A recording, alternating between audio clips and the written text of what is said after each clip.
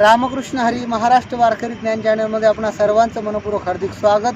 संत श्रेष्ठ ज्ञानेश्वर माऊली संजीवन समाधी सोहळा तसेच स्वानंद सुखनिवासी सद्गुरू जोग महाराज पुण्यतिथी शताब्दी झाल्याच्या निमित्तानं या सप्तशतक रौप्य महोत्सवाच्या निमित्तानं आपण 108 मुलाखती घेतो आहोत आणि आज आपण आहोत आळंदी क्षेत्रामध्ये गोविंदजी महाराज केंद्रे यांच्या आश्रमावरती यांच्या ज्ञानेश्वरी मंदिराच्या ठिकाणी आपण आहोत आणि आज या ठिकाणचे उत्तराधिकारी हरिभक्तीपरायण विष्णूजी महाराज केंद्रे आपल्या सोबत आहेत। रामकृष्ण हरी महाराज। रामकृष्ण हरी।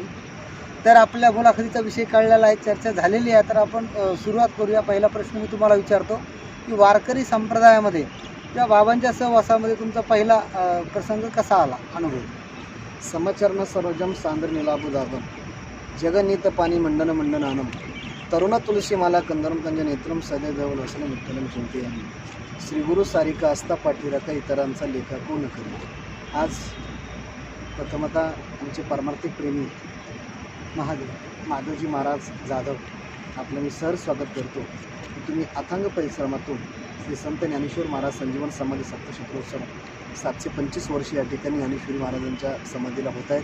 त्या निमित्तानं आज परिश्रम घेऊन या ठिकाणी आज समाजामध्ये वेगळा उपक्रम राबवता, त्याबद्दल मी प्रथमतः तुमचं स्वागत करतो।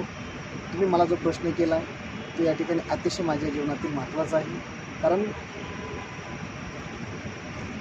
संत दर्शनी हा लाभ पद्मनाभ जोडीला गुरुवर्य महाराजांचा आणि माझा संबंध वारकरी संप्रदायाशी तो कसा आला त्याबद्दल विधान तुम्ही मला केलं, त्याचं उत्तर मी असं प्रश्न या ठिकाणी देतो आहे की गुरुवर्य महाराजांनी ज्यावेळेस आळंदीमध्ये आले आणि आळंदीमध्ये आल्यानंतर महाराजांनी अथांग परिश्रमातून आपले पारमार्थिक साधना केली। साधना ज्यावेळेस महाराजांची झाल्यानंतर गुरुवर्य महाराजांनी ज्यावेळेस वारकरी संप्रदायाचा या ठिकाणी प्रचार प्रसार व्हावा हा उद्देश डोळ्यापुढे ठेवून महाराष्ट्रभर कीर्तनाच्या माध्यमातून प्रबोधन करत असताना या ठिकाणी महाराजांची जन्मभूमी बीड जिल्ह्यामध्ये अंबाजोगाई तालुक्यामध्ये डोंगर पिंपळा हे महाराजांचं आणि आमचं गाव। या गावाला मोठी वारकरी संप्रदायाची परंपरेचं गाव आहे। राजकीय क्षेत्रातही मोठी परंपरा आहे, आध्यात्मिक क्षेत्रामध्ये परंपरा आहे आणि या परंपरेमध्ये गुरुवर्य महाराज परिसरामध्ये कीर्तनाच्या माध्यमातून येत होते। त्यावेळेस माझा जन्मही नव्हता आणि परिसरामध्ये येत असताना गावामध्ये कधी महाराज आई वडील व निवृत्तीनंतर आले नाहीत, इतका त्याग होता महाराजांचा। आणि गावाशेजारी 2 ते 3 किलोमीटर अंतर उमरई म्हणून गाव आहे। महाराजांवर नितांत प्रेम, नितांत श्रद्धा, अतिशय मोठं योगदान त्यांचं पूर्वी होतं, अजून आहे। महाराजांचं कीर्तन झालं तर गावकऱ्यांनी सांगितलं की बाबा आपलं 2 किलोमीटर अंतरला जन्मभूमी आहे आणि तुम्ही या ठिकाणी चला। बाबाने सांगितलं मी येणार नाही, कारण आता मी आळंदीचा झालो, गावचा राहिलो नाही। लोकांनी प्रश्न केला फक्त 2 या ठिकाणी तास मंदिरात या, आम्हाला दर्शन द्या, गावकऱ्यांना दर्शन द्या तुमचं। तर महाराजांचं त्यावेळेस नाव लोकी खूप मोठ्या प्रमाणात होतं आणि नंतर बाबाने सांगितलं मी येतो, पण मला काहीतरी माझ्या पांडुरंगाच्या मंदिराकरता काही दान दिलं तर मी येतो। लोकांनी सांगितलं काय दान हवं आहे, त्याच बाबाने सांगितलं की मला मंदिर बांधायचं आहे आणि त्याच्याकरता मला भूमी दान द्या। गावकऱ्यांनी सांगितलं ठीक आहे बाबा, म्हणून एक व्यंकटी केंद्रीय ग्रस्तांनी बाबांना 15 गुंठे जागा दान दिली। आता जवळ 1 एकर जागा त्यांची आहे। पुढे प्रवास करता करता महाराजांनी मंदिराचा संकल्प सुरू केला, इवले शिवरूप लाविलेद्वारी त्याचा विलोक गेला, गगनावरी जन्मभूमीमध्ये मंदिर असावं म्हणून महाराजांनी जन्मभूमीचं देणं आहे, मंदिराचे काम सुरू केल्यानंतर गावकऱ्यांच्या वतीने महाराजांच्या वतीने पूर्णत्वाला गेलं आणि पूर्णत्वाला जात असताना महाराजांनी पांडुरंगाची मूर्ती प्राणप्रतिष्ठा सोहळा करायचा मानस महाराजांनी केला आणि तोही पांडुरंगाच्या कृपेने सक्सेस झाला। आणि पारायणला करत असताना जवळजवळ 1000 लोक ज्ञानेश्वर पारायणला गावामध्ये बसले असतील। पहिल्यांदा गावात सर्वात मोठा अखंड हरिनाम सप्ताह या ठिकाणी पहिला होता, पण हा सप्ताह महाराजांनी मोठा करण्याचा मानस केला। पारायण चालू असताना महाराष्ट्रातील नामांकित कीर्तनकार प्रवचनकार यांचे कीर्तन प्रवचने सुरू झाले।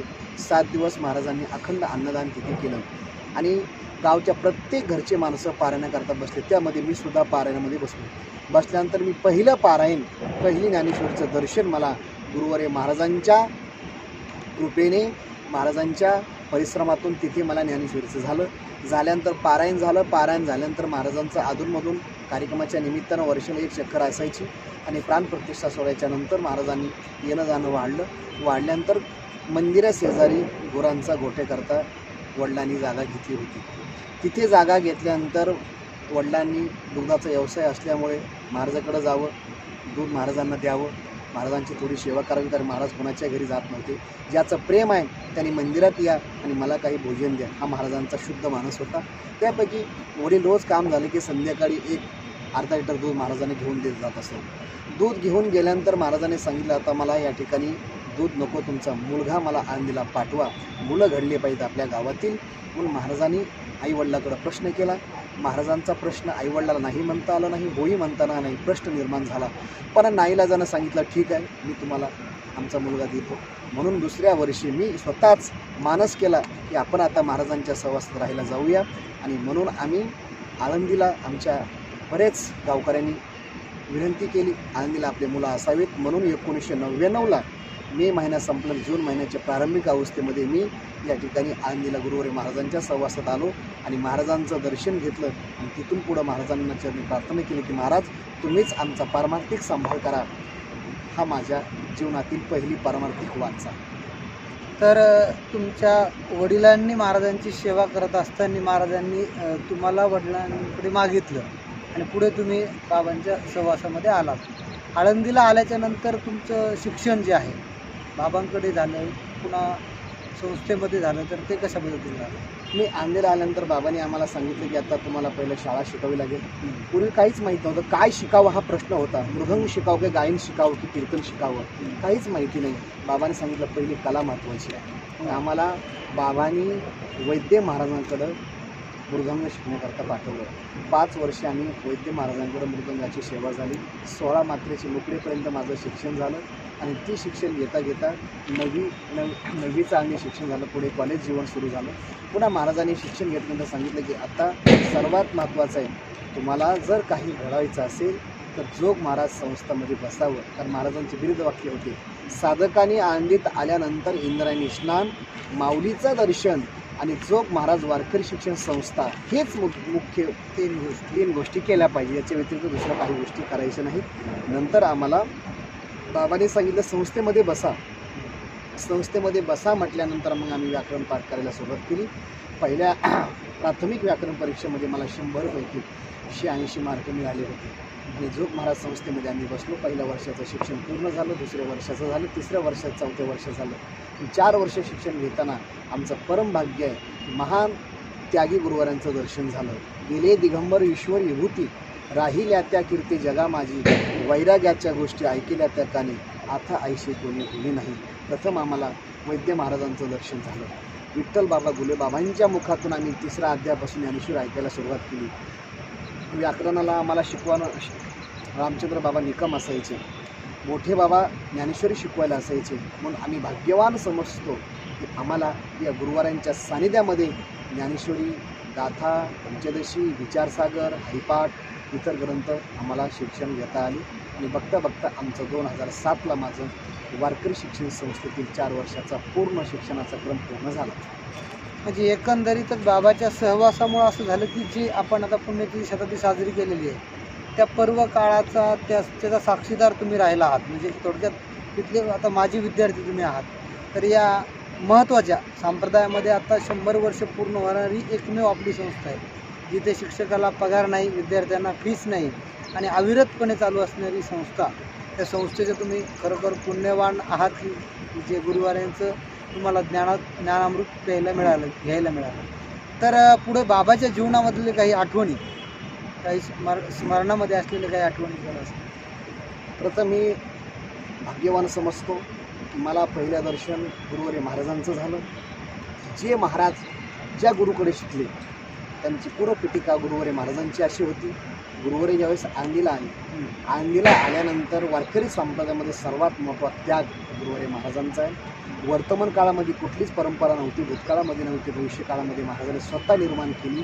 या ठिकाणी गुरुवारी महाराजांचं जीवनचरित्र मी प्रथम तुमच्यापुढे डोळ्यापुढे ठेवतो.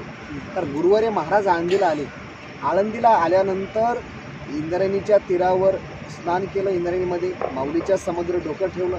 पुढं डोकं ठेवल्यानंतर माऊलीकडं प्रार्थना केली की माऊली, ज्ञानाबाई माझी अनाथाची माय, कृष्ण माझी माता, कृष्ण माझा पिता. माऊली तुम्हीच आई आहात, तुम्हीच वडील आहात. आमची जन्म देणारे आई वडील तर संपलेले आहेत, पण तुम्हीच आमचा सांभाळ करा. घाटावर 2 दिवस राहिले. कुठं राहावं, कारण कोणीही असलं तरी अन्न वस्त्र निवाऱ्याची गरज आहे. नंतर त्या ठिकाणी आश्रय मिळाला. आता आश्रय मिळाल्यानंतर पुढं पारायण करायचं आहे, पुढं शिक्षण घ्यायचं आहे. पण महाराजांचं महाराष्ट्रामध्ये कुठल्याच शाळेमध्ये नाव नव्हतं.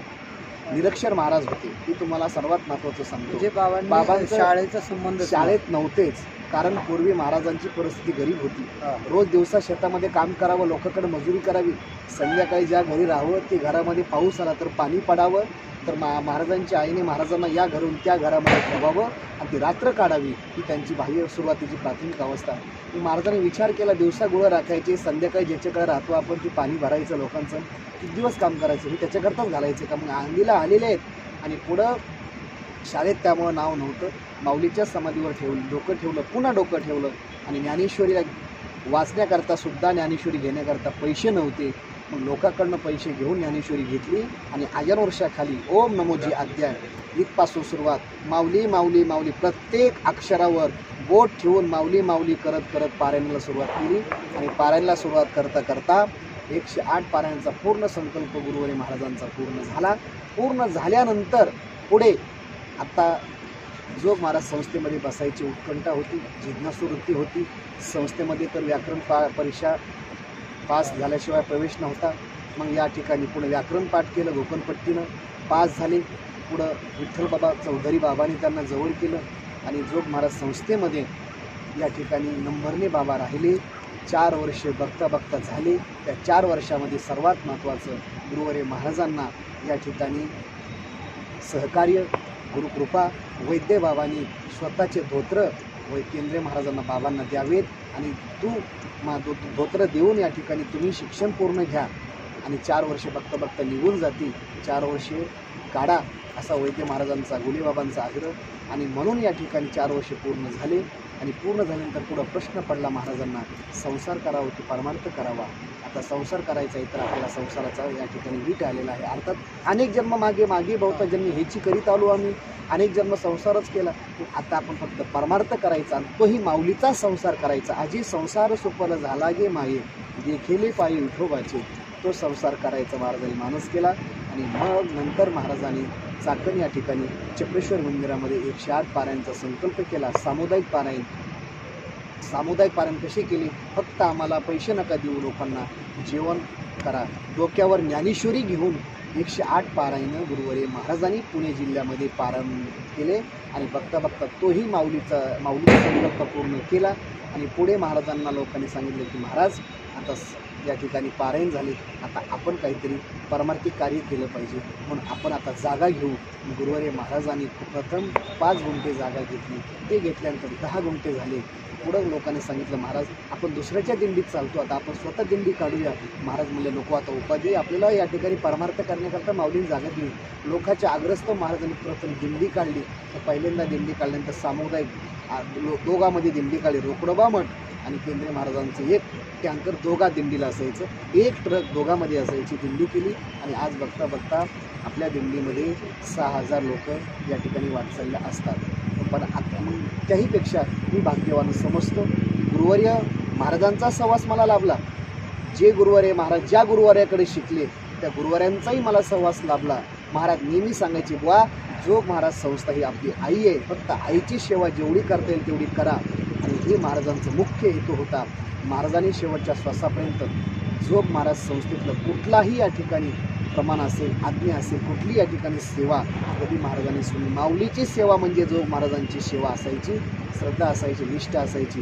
जोग महाराज संस्थेमध्ये नितांत प्रेम गुरुवर्य महाराजांचं होतं. म्हणजे एकंदरीत जर आता बऱ्याच लोकांना माहिती नसेल की एवढं भव्य मंदिराचा संकल्प महाराजांनी केला, पण महाराज कुठल्याही शाळेत गेलेले नाही आहेत.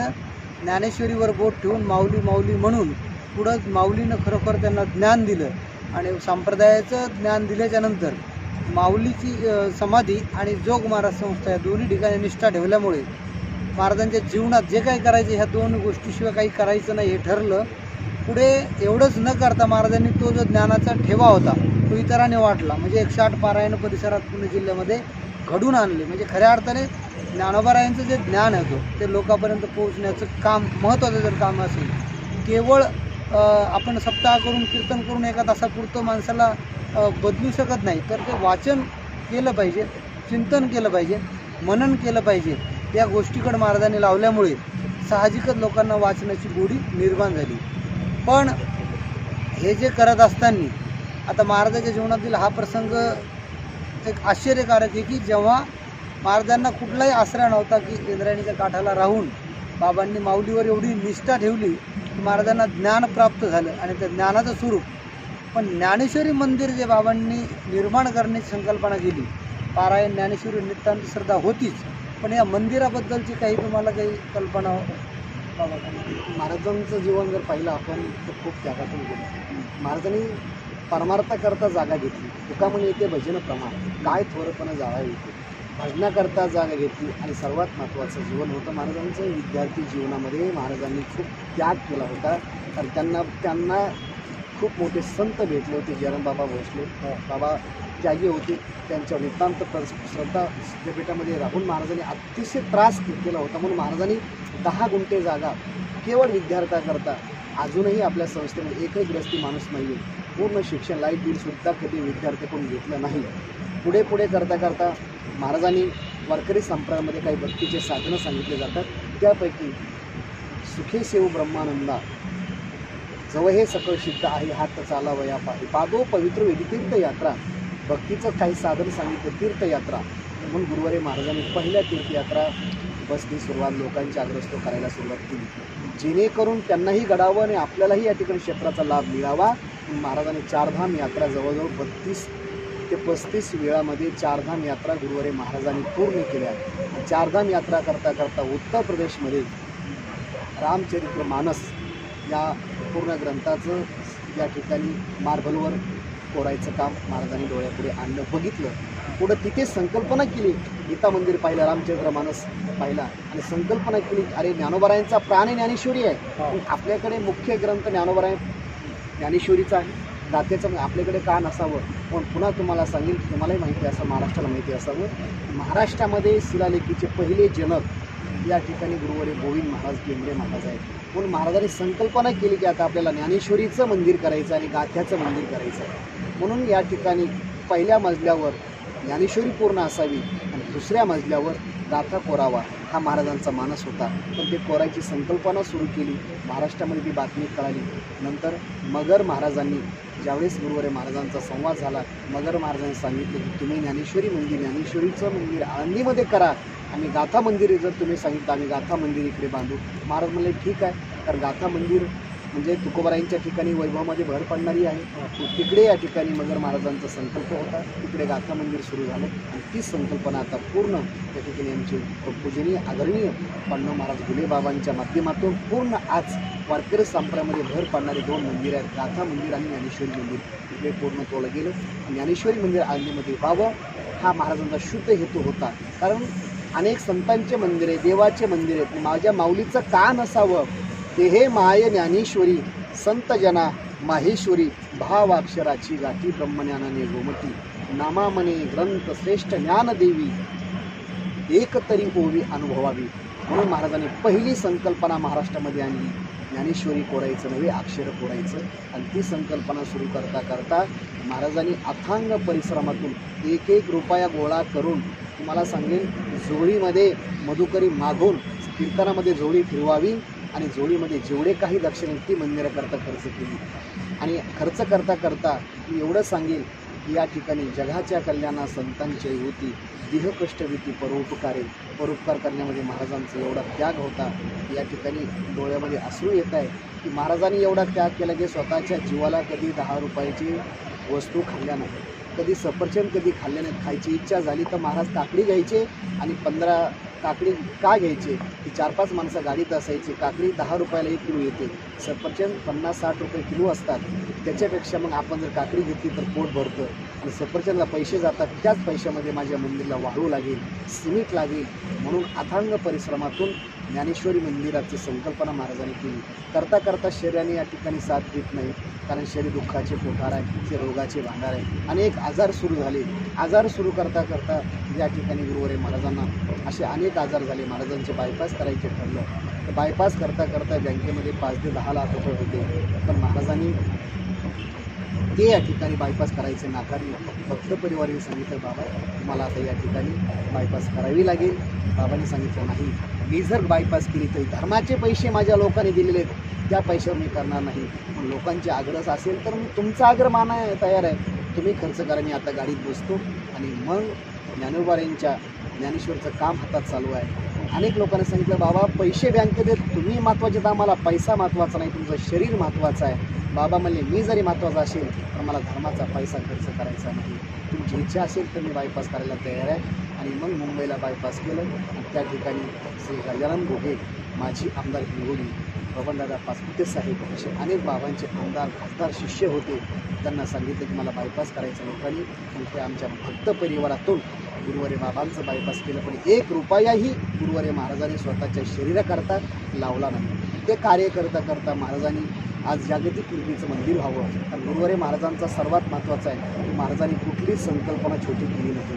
विद्यार्थी मोठे असेल, दिंडी मोठी असेल आणि सर्वात महत्त्वाचं मंदिरसुद्धा मोठं व्हावं. कारण ज्ञानोबाऱ्याच्या अक्षराची उंची अजून आपण कोणी मोजू शकत नाही. म्हणून ज्या मंदिराची उंची पायापासून कळसापर्यंत 211 फूट हाईटचं मंदिर आहे. पूर्ण ज्ञानेश्वरी या मंदिरावर कोरायचं काम जवळजवळ महाराजांच्या हातात सुरू होतं. पण महाराजांना या ठिकाणी त्याचं पाण्याचं भाग्य मिळालं नाही. पूर्ण महाराजांचा संकल्प होता, पूर्ण महाराजांनी केलं. एक ज्ञानेश्वरीची ओवी कोरण्याकरता आपल्याला 2200 रुपयाचा खर्च आला.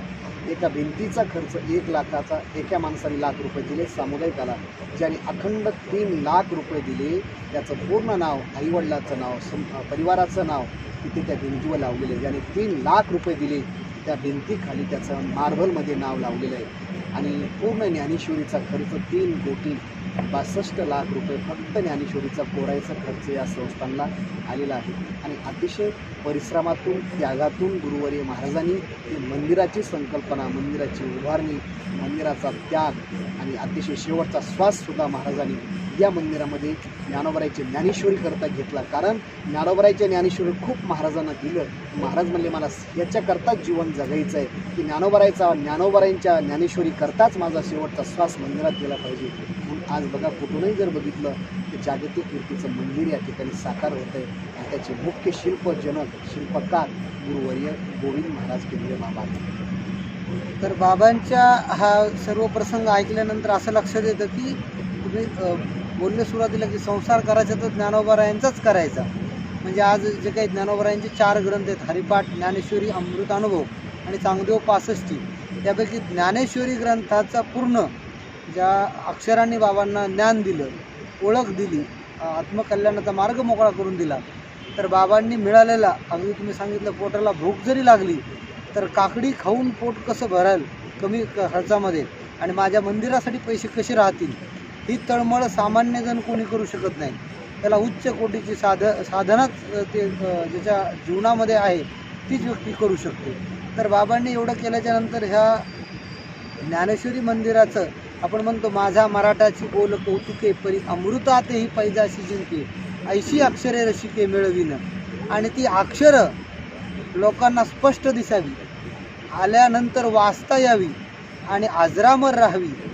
ती आहेतच, पण आणखीन त्याच्या एक कार्य मोठं वेगळ्या रूपाने लोकांच्या समोर यावं याकरता महाराजांनी आपल्या रक्ताचं पाणी केलं, हाडाचं काढ करून, मनाला एकदम घट्ट करून, आजारावर सुद्धा पैसा खर्च न करता त्या मंदिरासाठी महाराजांनी अहोरात्र कष्ट घेतले.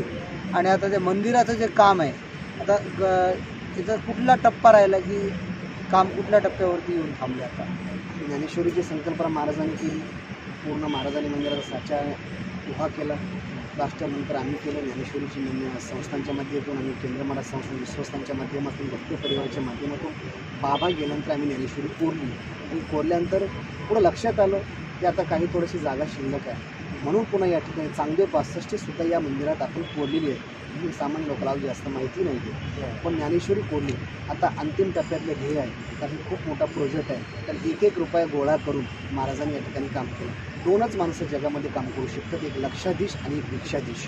भिक्षाधीश म्हणजे रस्त्यावरची भीक नव्हे. 1-1 रुपया गोळा करून महाराजांनी भिक्षा मागूनही मंदिर उभा केलं. आणि लक्षाधीश म्हणजे करोडपती लोक, ते कुठे काही करू शकतात, पण महाराजांनी 1-1 रुपया करून मंदिराचं काम केलं. काम करत असताना आता अंतिम टप्प्यातलं काम आहे. आता कलशारोहणाकडे त्याची मंदिराची वाटचाल चालू आहे. जवळजवळ ज्ञानेश्वरी कोरायचा खर्च जवळजवळ ज्ञानेश्वरीचा झालेला आहे. अनेक लोकांनी सहकार्य केलं. म्हणून हा एकलेचा नव्हे खेळ म्हणून वेळ जमविला. करता करविता अर्थ पण एकमेका सहाय्य करून कुठलंही काम असेल हे लोकांच्या आधारावर. आणि गुरुवारी महाराजांच्या संस्थेला महाराजांचं मत होतं की राजा आसरे असावा, एवढाही नसावं की त्या राजा आसरे स्वतःचं नाव व्हावं. म्हणून महाराजांनी 1-1 रुपया गोळा करून आज ते मंदिराचं काम सुरू केलं. चालू आहे अंतिम टप्प्यात. जवळ आता काम पूर्णत्वात येत आहे. अगदी आता थोडं काम बाकी आहे. त्याच्याकरता आपल्याला अजून मंदिराचा निधी 3 ते 3.5 कोटी रुपयाची आवश्यकता आहे. आणि त्यामध्ये पूर्ण लोकार्पण सोहळा, लाईटिंगचं काम आहे, फिटिंगचं काम आहे, कलरचं काम आहे, खूप मोठं आता फिनिशिंगचं काम आहे. आणि मूर्तीकरण या मंदिरामध्ये 84 शिद्धाच्या मूर्ती बसवणार आहेत. आणि पूर्ण अजून थोडंसं काम बाकी आहे. ते आता माऊलीच्या कृपेने महाराजांच्या आशीर्वादाने आता या ठिकाणी त्याची पूर्णपणे वाटचाल चालतात. तर खऱ्या अर्थाने जे काही माऊलीचं जे मंदिर आहे ज्ञानेश्वरीचं, ते मंदिराचं काम तर आणखी थोडं शेवटचा टप्पा त्याचा राहिलेला आहे. तर खरं तर आपल्या सर्वांच्या साधक मंडळीची अपेक्षा आहे की जर बाबा ह्या क्षणाला असते शेवटच्या मंदिराच्या याला, तर बाबाच्या जीवनामधील हा एक अविभाज्य घटक, अविभाज्य क्षण राहिला असता की बाबांनी जे काही कष्टातून जे काही उभा केलं ते साकार रूप पाहण्याकरता बाबा हवे असायला पाहिजे होते. तरीसुद्धा ही आपण जी काही सर्वच भक्तांनी किंवा सर्वच महाराष्ट्रातील माऊलीवरती, संप्रदायावरती प्रेम करणाऱ्या मंडळींनी 1-1 रुपया देऊन ह्या ज्ञानेश्वरी मंदिराला हातभार लावला, तर नक्कीच बाबा त्यांच्यावर आशीर्वादरूपी कृपा करतील अशी आपण अपेक्षा ठेवूया. पण आज हा सप्तशतक महोत्सव सोहळा होत असताना तर तुमचंही याच्यामध्ये फार म्हणजे बाबांनी जेव्हा तुम्हाला अधिकार दिला तर एक फार मोठी पुण्याई आहे. तर तुम्ही बाबा कडे आणि माऊलीकडे आज घडीला या सप्तशतक महोत्सवाच्या निमित्तानं कसं पाहू? मी प्रथमच मुळात सांगितले की आम्ही भाग्यवान आहात. पहिलं आम्हाला दर्शन गुरुवारी महाराजांचं झालं, जोग महाराजांचं झालं. तदनंतर जोग महाराज शताब्दी महोत्सवाचे आम्ही या ठिकाणी साक्षीदार आहात. आम्ही त्याचे साक्षीदार आहात. साक्षीदारच नव्हे, तिथले आम्ही सेवकसुद्धा आहात. आणि त्या दोन्ही शताब्दी महोत्सवाचं, समाधी शताब्दी महोत्सवाचं, संस्थेच्या पूर्ण कार्यक्रमाचं या ठिकाणी आम्हाला सेवा करण्याचा योग या ठिकाणी मिळाला. एक त्याचे भाग्यवान आहात. तदनंतर दुसरे या ठिकाणी माऊलींचा आज देशभर हा सप्तशतक महोत्सव चालू आहे आणि त्याचे आपण साक्षीदार आहात. पण आम्हीसुद्धा या ठिकाणी काही पारायण करण्याचा मानस केला. आम्हीसुद्धा बऱ्याच ठिकाणी पारायणे केली, एक मोठमोठे पारायणे या ठिकाणी केले. आणि आता आम्हीसुद्धा भाग्यवान आहात. ज्ञानोबरायला पाहण्याचं भाग्य तर आम्हाला मिळालं नाही, पण प्रत्यक्ष ज्ञानोबरायचे अक्षरं ते म्हणजे ज्ञानेश्वरीच्या रूपानं आज आपल्याला वाचायला मिळाले, सेवा करायला मिळाली. ते अक्षर नव्हती देखा ब्रह्म साम्राज्य दीपिका, ते अक्षराच्या माध्यमातून आज तो सोहळा आज आपल्या डोळ्याने बघायला मिळतो आहे. आणि म्हणून मी प्रथम सांगतो की तुम्ही आम्ही सर्व महाराष्ट्र भाग्यवान आहात की ज्ञानोबरायांचा आरोग्य महोत्सव 725 वर्ष झालं आणि त्याचा आज हा सोहळा आज आपण प्रत्यक्ष डोळ्यांनी पाहतो आहे. पण भाग्य आम्ही तुका देखीला असं आपण म्हणू शकू. या ठिकाणी आजी आनंदुरे, आजी आनंदुरे, भाग गेला सीन गेला किंवा नाही या आनंदाशी जोडा, आता कोठे धावे मन. ज्ञानोबरायांचे चरण दर्शन आपला घडतंय आणि आपण भाग्यवान आहात की हा सोहळा आज आपण प्रत्यक्ष डोळ्याने बघतोय. आणि मी तर भाग्यवान आहे की मला 3 प्रकारचे सोहळे आज माझ्या जीवनामध्ये मला त्याचा अनुभव घेता येतोय. म्हणून त्याच्यापेक्षा मी आज याच्यापेक्षा जगामध्ये मी तर सांगेन की दुसरं कोणीच भाग्यवान नाही की एवढं आज मी स्वतः वैयक्तिक भाग्यवान आहे. याची देही याची डोळा आपण जे म्हणतो की आपल्याला हे अनुभवाला भेटतं की पुण्यशताब्दी असेल, सप्तशतक महोत्सव असेल, आणखीन आपल्या मंदिराचं कार्य आता पुढं होणारच आहे.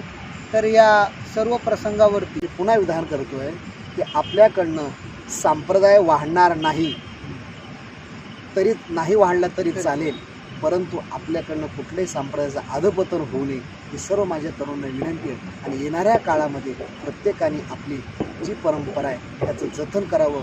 आपण ज्ञानोबरायचे तुकोबरायचे पाहिक आहात, त्यांची जर सेवा केली तर काहीच कमी पडत नाही. फक्त सेवा करा, मी ते सेवा हा दार म्हणता. आणि माऊलीच्या मी फक्त एवढीच प्रार्थना करा की ज्ञानाबाई माझी अनाथाची माय, एका जनार्दनी पायी वंदित अशी.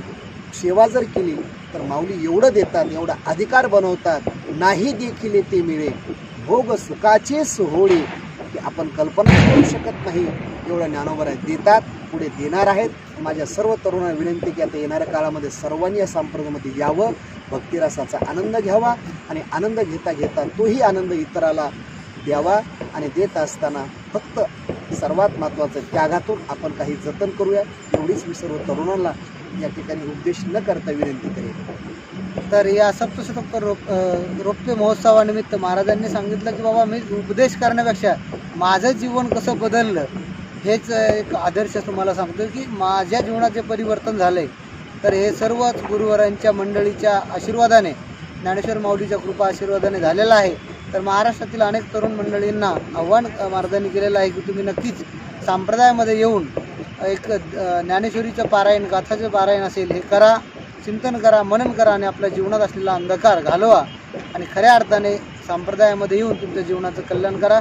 सर्वजण ज्ञानेश्वरी वाचण्याचं काम करतील, पारायण करण्याचं काम करतील अशी आपण अपेक्षा ठेवू आणि या ठिकाणी ज्ञानेश्वर माऊली चरणी मनोमन प्रार्थना करू की या महाराष्ट्राला येणाऱ्या सर्व तरुणांना सुबुद्धी द्यावी अशी आपण या ठिकाणी मनोकामना करून या ठिकाणी थांबतो. राम राम कृष्ण पुंडलिकावरती हरी विठ्ठल श्री ज्ञानदेव तुकाराम पंढरीनाथ भगवान की जय. मौली ज्ञानेश्वर महाराज की जय. जगद्गुरु तुकाराम महाराज, सद्गुरु जोग महाराज की, गुरुवरी गोविंद महाराज की जय. इंद्रायणी माता की जय.